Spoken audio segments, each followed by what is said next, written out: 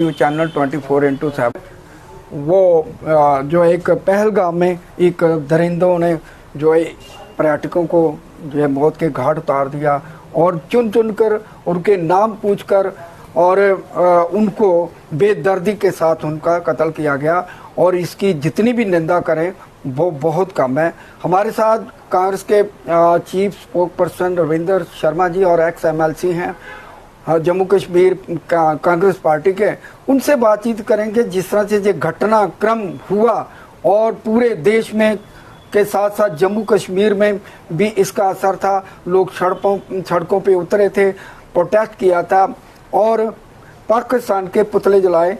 इनके ऊपर बातचीत करेंगे। पहले तो आपका स्वागत है और ये जो दुखद घटना हुई है उसके ऊपर आप क्या कहेंगे? देखिए संधू जी, ये बहुत ही दर्दनाक जो है और कायरतापूर्ण घटना हुई है, बहुत बर्बरतापूर्वक। और जिन उग्रवादियों ने जिस मकसद के लिए ये घटना अंजाम दी बहुत ही खतरनाक था। और एक ऐसी जगह, यहाँ हज़ारों लोग वहाँ जाते हैं। जी बिल्कुल। और इस तरह का वारदात करना, उनका मकसद जो है वो धार्मिक भावना को भड़काना भी था। बिल्कुल। दर्द और दहशत पैदा करना दहशत गर्दों का काम है। लेकिन उनका मकसद ये था कि धर्म पूछ करके या इस तरह की बात करना, तो देश के अंदर विभाजन और बांटे और हिंदू मुसलमान आपस में भिड़ जाएं। जी बिल्कुल। ये उसका पाकिस्तान और उनके आकाओं का ये आदेश होगा। जी। एक स्वर में सारे देश ने जवाब दिया है। हर राजनीतिक दल ने सबसे ऊपर उठ करके देश को सर्वप्रिय मान करके सारे देश ने जो है वो, मैं समझता हूँ कि एकजुटता का और एक स्वर में दुनिया को संदेश दिया है कि जब देश पे संकट आता है, इंसानियत के ऊपर हमला होता है, हम सब एक हैं। देश भर में और जम्मू में तो सारी जगहों पे प्रदर्शन हुए। हमने भी बंद की कॉल की थी, अपील की थी। जी। पाकिस्तान तो है ही इस साजिश के पीछे। जी। और आतंकवादी कहाँ से आते हैं, वहीं से आते हैं। जी। लेकिन यह है कि उसका एक मुंह तोड़ जवाब दिया। जी। उनका गम, जो परिवार जो जिस तरह से रोते बिलखते और जिस तरह के दर्दनाक सीन देखे गए, वो याद करके खून खोल जाता है। लेकिन उसका एक स्वर में जवाब जो है वो जो लोगों ने दिया है, जम्मू नहीं कश्मीर के अंदर भी जी उन्होंने समझा। जी। और देश के साथ खड़े हुए। हमारी लीडरशिप ने भी, गृह मंत्री से खड़गे साहब ने, राहुल गांधी जी ने टेलीफोन करके ये बात किया। सवालात तो बहुत है इसके बीच, बिल्कुल। लेकिन हमने सवालात इस वक्त नहीं पूछे। लेकिन इस वक्त आतंकवाद के विरुद्ध एक होकर के एक संदेश दिया है, आतंकवाद और पाकिस्तान के खिलाफ। शर्मा साहब, एक सवाल ये पैदा होता है कि पहलगाम जो एक बड़ा ही संवेदनशील इलाका है, जहाँ से अमरनाथ यात्रा भी निकलती है, 2000 जो पर्यटक वहाँ थे और वहाँ पे कोई पुलिस का बंदा ही नहीं कोई था, ना BSF, ना CRP, ना ही आर्मी को वहाँ से हटा दिया गया। आपको लगता है कि ये जो चूक हुई है इसके पीछे कोई गहरी साजिश थी? क्या कहेंगे? देखिए, ये सवाल आप पूछिए, अगर हम पूछेंगे तो वो मीडिया ही हमसे पूछेगा जी कि सवाल पूछती है कांग्रेस जी या कोई और।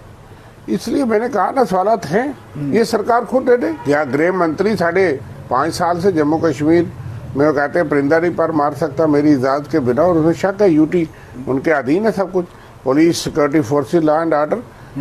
ये बात जो सवालात आपके मन में लोगों ने पूछे हैं, और इसका जवाब उनको खुद ढूंढना चाहिए। 80 राउंड चले, 80 राउंड और लाइन में खड़े होके, लेकिन वहां पे ना तो पुलिस, ना CRP, ना आर्मी का कोई जवान था। ये क्या दर्शाता है? आपको लगता है कि ये जो है पुलवामा को फिर से याद किया गया? देखिए, पुलवामा का सानिया जो है वो भी एक बहुत ही खतरनाक था, चूक थी। 2,500 सैनिक जा रहे हैं और सत्यपाल मलिक जी ने उसके बारे में बहुत बोला। सारे देश ने सुना, यहाँ भी सुना कि 5 जहाज होते, अगर मुझे ही कहा होता तो मैं प्रोवाइड कर देता। जी जी। तो जवानों के लिए जहाज नहीं, और यहाँ 8,500 करोड़ के जहाज हैं, बाकी सबके लिए हैं। और चीफ मिनिस्टर ने भी यहाँ कहा कि जहाज की हालत क्या है, यहाँ क्या है। लेकिन यह है कि जब कोई सवाल खड़ा करे तो उसके ऊपर कई तरह की टिप्पणियां होती हैं। लेकिन वो चूक तो थी कि RDX लेकर के गाड़ी एक घुस गई, 2500 सैनिक जा रहे हैं। जी बिल्कुल। लेकिन यहाँ जो आप सवालात कर रहे हैं वो लोग सुन रहे हैं और जनता जो है वो सवाल पूछ रही है, वो अलग बात है। लेकिन इस वक्त हमको पाकिस्तान को, आतंकवाद को और ये दुनिया को एक मुंह तोड़ जवाब देना है, एकजुट होकर के देना है। लेकिन गंभीर बात तो है कि यहाँ इतने लोग, मैं तो वहाँ गया नहीं, लेकिन 2000 में ऐसे 25 साल पहले वहाँ आतंकवादियों ने अमरनाथ यात्रियों पे हमला किया था। पहले तो संवेदनशील तो है ही एरिया, और उसके बाद पुलवामा का भी हमारे सामने था। बिल्कुल। और जब आतंकवादी घटनाएं जम्मू सूबे के अंदर मुख्तलिफ जगहों पे आतंकवादियों की इतनी प्रेजेंस है, आज कह रहे हैं जी 70 से 90 है। हाँ। इतने POK में है, इतने पाकिस्तान में है, इतने पाकिस्तान में ट्रेंड है, इतने आंकड़े आ रहे। जब ये पता था मिलिटेंटों की संख्या भी गिनी हुई है अगर, बिल्कुल, और अगर वही गिनती भी बताओ, अगर 100 मिलिटेंट भी है, एक्टिव है, पाकिस्तान के ट्रेंड है, पाकिस्तान के रहने वाले हैं, पाक नेशनल हैं, तो हमको क्या कदम उठाना चाहिए ये गृह मंत्री और गृह मंत्रालय और सिक्योरिटी एजेंसी जाने। शर्मा साहब, एक सवाल है कि जिस तरह से पाकिस्तान की मंशा है कि जहाँ पे दंगे करवाए जाएं, उन्होंने ये ट्रैक हुआ कि आप हिंदू हो, आप ये हो, वो हो, दूसरी ट्रैप में बहुत सारे हमारे संगठन जो हैं, जो नेता हैं, जो पार्टियां हैं, उसमें आ गए। वो तो चाहते हैं कि हिंदुस्तान में दंगे हो, क्योंकि उन्होंने नाम पूछकर यही जो है वो ट्रैप में सभी को लेना चाहते हैं। पाकिस्तान की ये मंशा है। उनका तो मकसद है कि जो शाह रह गए, जो हमारी कमजोर नस है, वही हमारी ताकत का बुनियाद भी है और हमारी कमजोरी की बुनियाद भी है। ठीक है। हम मुख्तलिफ धर्मों का देश है, मुख्तलिफ जाति, धर्म, नस्ल के लोग हम जहाँ रहते हैं एक मुल्क में। जी बिल्कुल। आज तक हमने अंग्रेजों को भगा सके क्योंकि हम उस वक्त एकजुट हो गए। उन्होंने भी हमको विभाजन किया। जी बिल्कुल। उन्होंने कोशिश की कि हिंदू मुसलमान के नाम पे वो आखिर चिंगारी बढ़ती बढ़ती, उसमें हमने भी अवती डाली कई संस्थाओं ने, बिल्कुल, कईयों ने, जिन्होंने कहा कि हिंदू मुसलमान इकट्ठे नहीं रह सकते। आज जितने लोग पाकिस्तान गए थे उससे 2 गुना ज्यादा दुगने हिंदुस्तान में रहे। हम इकट्ठे तो रहे। जी बिल्कुल। लेकिन उस वक्त जो है अवती हमारी कई ऐसी संस्थाएं भी थी जो कहती नहीं हिंदू मुसलमान इकट्ठे नहीं रह सकते। अगर मुस्लिम लीग और जिन्ना ये डिमांड करता था तो जो लोग अवती डालते थे वो हमारे अपने ही लोग थे जिन्होंने ऐसी बातें की कि इकट्ठे नहीं रह सकते, ये 2 मुल्क बनने चाहिए। अंग्रेज कामयाब हो गए। बिल्कुल बिल्कुल। उन्होंने तो सिखों और हिंदुओं को भी लड़ाने की प्रयास किया। दलित देश की भी बात उठवाई थी ताकि ये देश खंड खंड हो जाए। लेकिन उस वक्त की बसीरत, महात्मा गांधी की शख्सियत इतनी बड़ी थी, पंडित जवाहरलाल नेहरू, सरदार पटेल, मौलाना आजाद, खान अब्दुल गफार खान, सरदार गांधी और कितने नाम लोग हैं, डॉक्टर राजेंद्र प्रसाद, जो लोग उस वक्त की पीढ़ी थी उन पे ऊपर जनता को विश्वास था। एक तरफ से साजिश चलती थी, एक तरफ उनकी बात चलती थी, इसलिए सारे गुमराह नहीं हुए और देश बच गया। विभाजन फिर भी हो गया, लेकिन अगर वो ना होते तो पता नहीं इस देश के कितने टुकड़े अंग्रेजों ने करने थे। आज भी पाकिस्तान उसी रास्ते पे है कि हिंदुस्तान में इस चीज का आग लगाव, लेकिन जो हमको यहाँ देखना है कि हम उसमें अवती कितनी दे रहे हैं, तेल कितना डाल रहे हैं और कितनी आग लगा रहे, जो हमारी कमजोर बातें हैं। लेकिन लोगों ने उसका जवाब दिया और उन्होंने मुसलमान को नहीं बख्शा। जी बिल्कुल, बिल्कुल। वो जो घोड़े वाला गरीब, बिल्कुल, जिसको दर्द लगा, वो उनके साथ भिड़ गया, बंदूक छीनने की कोशिश की, उसने वो जो थाप जा रहा, बाकी के न थे लोग क्या कर सकते। शर्मा साहब, तो ये मारा गया। ये हिंदू मुसलमान किया जाता, ये एक उदाहरण पेश किया। कश्मीर में पहली बार इतनी बड़ा बंद हुआ और मस्जिदों में ये इसकी निखेधी की, आतंकवाद की खेती की, आतंकियों की निंदा की, और जो है उन्होंने जितने भी पर्यटक वहां पे हैं, अफरा दफड़ी का माहौल था, गुरुद्वारे खोल दिए, मस्जिदें खोल दी। और जो आपने कहा है कि एक घोड़े वाला था, उसने पर्यटकों को बचाने के लिए अपनी आहुति दे दी, जान दे दी। इसी तरह बेटा था आदिल शाह। हाँ। उसके बाद को मैंने फोटो चित्र देखे, रोना आता है, इतना गरीब कि वो एक बेटा घोड़ा चला करके अपना पेट पालता था, वो उनके साथ भिड़ गया तो इस देश में अगर महात्मा गांधी की उम्मीद की किरण नजर आई थी कश्मीर में, वो आज भी है। बिल्कुल। मगर हम ये प्रयास करें कि हम वोट के लिए इसको ना बांटें। जी। और देश के अंदर बाकी मुसलमान या सब संस्थाओं ने इकट्ठे होकर कहा है, हमारे लोग ही कहेंगे कश्मीरी इसलिए बोले क्योंकि उनको पर्यटन का खतरा है, जी, क्योंकि हमें आता है। जी, जरूर ये बात की जाएगी। बिल्कुल। जिन लोगों को एक विभाजन से विवाद होता है, लेकिन बात यह है कि एक स्वर में एक तरह से जिस तरह से सारे लोग निकले हैं, जम्मू में भी, कश्मीर, जम्मू में तो नहीं पर्यटन का जम्मू में खतरा, देखो तो गुजर हर नगर जगह बंद था, नहीं, हर बटरडी बंद था, हर जगह आप बंद तो थी। नाम लेते, मैं कह रहा हूँ कि भाई हमने देखा कि इंसानियत सबसे बड़ा धर्म है। बिल्कुल, बिल्कुल। इंसानियत जिंदा है। हिंदुस्तान दुनिया को एक संदेश देता है, इस खूबसूरत देश को इकट्ठे रहने दो, जो मतभेद हैं उनको दूर करने का प्रयास करो, और जो चीज नहीं होती अदालत पे छोड़ दो। लेकिन आप तो अदालत पे भी टिप्पणियां करते हो। हाँ, बिल्कुल। और हमने कहा, हमने माना, सबने माना है। इसलिए यही एक तरीका है, हम इकट्ठे रहेंगे, एकजुट रहेंगे, मजबूत रहेंगे, तभी भारत मजबूत है, तभी श्रेष्ठ बनेगा। और जिस तरह से हम कुछ चीजें, कुछ राजनीतिक दल कर रहे हैं, मैं समझता हूँ कि भारत के अस्तित्व को भी खतरा है, हमारी छवि खराब हो रही है दुनिया में। बिल्कुल हो रही है। लेकिन इस हादसे से बहुत बड़ा नुकसान हुआ।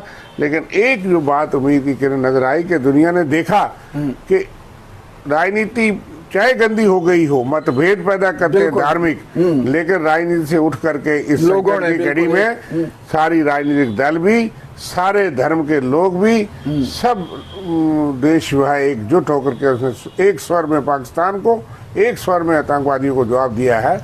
ये इसका एक संदेश है जो पॉजिटिव संदेश है। बाकी इससे बड़ी दुखद दर्द भरी घटना हो नहीं सकती।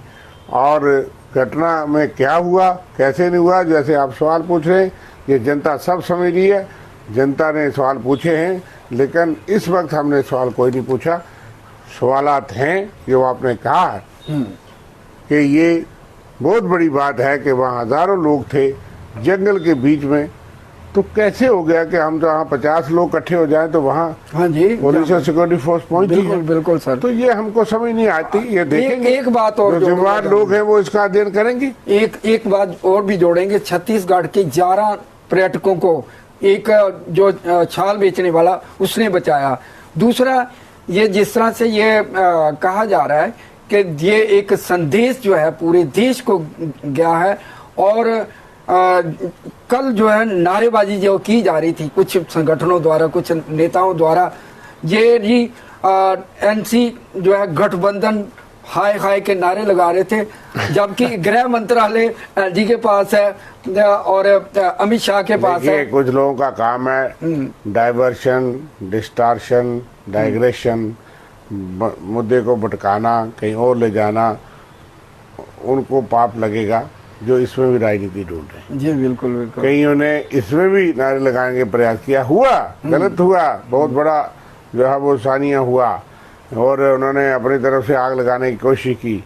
लेकिन हम तो होती ना डालें। बिल्कुल, बिल्कुल। हम तो उस चीज की प्रशंसा करें कि जो एक अच्छी खूबसूरत बात है कि भाई सब लोगों ने मिलकर के। और बाकी चीफ मिनिस्टर ने असेंबली में खड़े होकर के कहा था जी, जब लाठियां पड़ी डेली वेजर्स पे और उन पे, तो उसने कहा भाई ये कंट्रोल रूम जो है ये मेरे पास है ही नहीं, ये थोड़ा आगे है। उसने एलजी गवर्नर हाउस की तरफ इशारा करके कहा कि थोड़ी दूरी पे है। जी बिल्कुल। जो चीफ मिनिस्टर असेंबली में खड़े होकर के ये कहे कि मेरे पास पुलिस की लाठीचार्ज का ऑर्डर भी नहीं है, बिल्कुल, बिल्कुल, ये सब जानते हैं, इससे ज्यादा क्या हो सकता है। जी बिल्कुल। और वो कहते थे पक्का करो।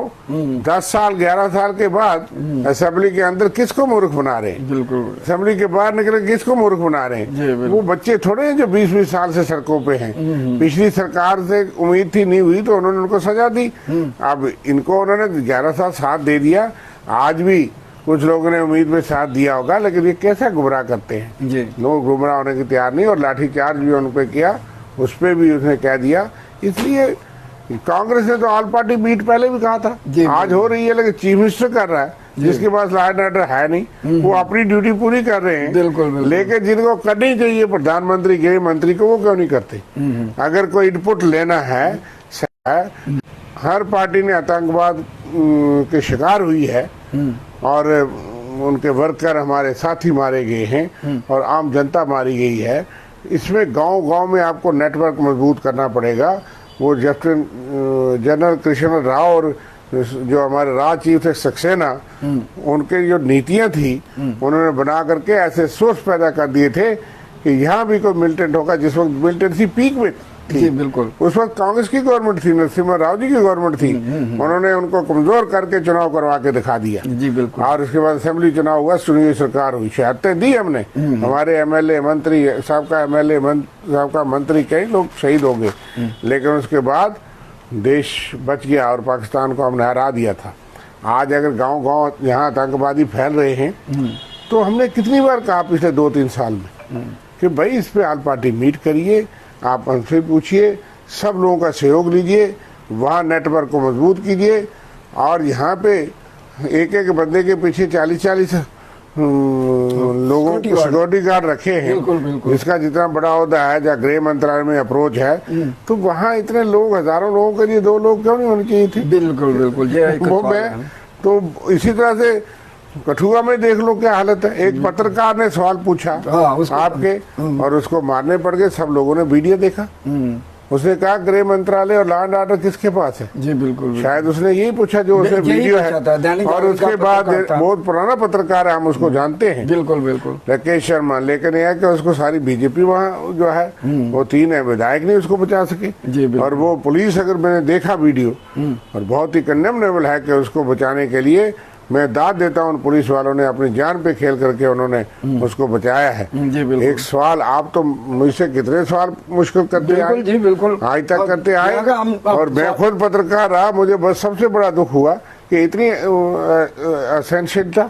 जी बिल्कुल, ठीक है, हम भी इन लोगों को कबूल करते आए, लेकिन इस तरह से कोई सवाल गलत भी पूछ सकता है, कड़वा पूछता है। पत्रकार का काम करे, चापलूसी करना नहीं है। आप मेरे पास आए, सवाल कहीं पूछ रहे, मैं जवाब दूं ना दूं, बिल्कुल बिल्कुल, यही चीजों का मैं जवाब इस वक्त नहीं देना चाहता। लेकिन आपका काम है, अधिकार है, और आपका ड्यूटी है कि आप वो सवाल पूछे लोग जो सुनना चाहते हैं। जी बिल्कुल, आप वो सवाल ना पूछे जो मैं सुनना चाहता हूँ। बिल्कुल, कि आप खाते क्या है, आम किस तरह खाते हैं, ये सवाल। इसलिए महाराज आज का जो वातावरण है पत्रकारिता, और मुझे अफसोस है, इसलिए आतंकवाद के विरुद्ध हमको एक होना है। लेकिन एक तब हो सकते हैं अगर सबका राय मशवरा सबको पूछा जाए। हम नहीं कहते किसी को छोड़ दो, जो बेगुनाह है उसके साथ जाति मत करो, लेकिन आप जितनी सख्ती की आपने, सब कुछ किया, फिर ये आतंकवादी वारदातें क्यों हो जाती हैं तो उसमें एकजुट होकर के हम खड़े हो गए हैं। बिल्कुल बिल्कुल, देश से, सेना से, सरकार के साथ। थैंक यू सर, धन्यवाद।